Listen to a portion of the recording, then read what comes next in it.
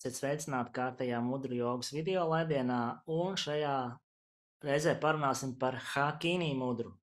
Hakini mudra, jūs pat varbūt nenojaušat, agrāk arī es nenojautu, bet šādi turot rokas, šī arī ir mudra, un tieši šī mudra arī ir Hakini mudra.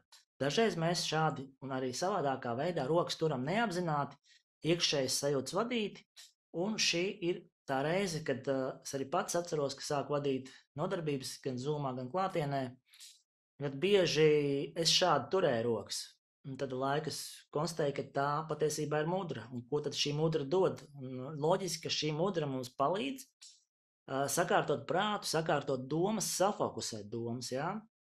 Tas nav nekas pārsteidzošs, jūs ļoti labi ziniet, ka mums ir labā un kreisā puse, labā un kreisā nāsa, un katra no nāsīm atbild par savu ķermeņa daļu, par savu enerģijas daļu, saules daļu, mēnesi daļu, un arī ietekmē labo un kreiso smadzeņu puslodi. Ja? Šādi turot rokas, līdzīgi arī kā šādi pranamudrā, mēs līdzsvarojam smadzeņu puslodes, un varētu teikt tā, kad iestājās līdzsvars starp loģisko prātu un intuitīvo prātu, starp labo un kreiso smadzeņu puslodi, starp simpātisko un parasimpātisko nervu sistēmu. Ja? Mēs nonākam tādā labā, mierīgā, fokusētā, harmoniskā stāvoklī.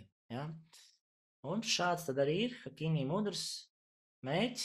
Ja? Šis mums noteikti palīdzēs. Domāju, ka jūs arī par to varat pārliecināties savā dzīvē, savā pieredzē. Visu gaišu un uz tikšanos kādā citā video. Om Shanti!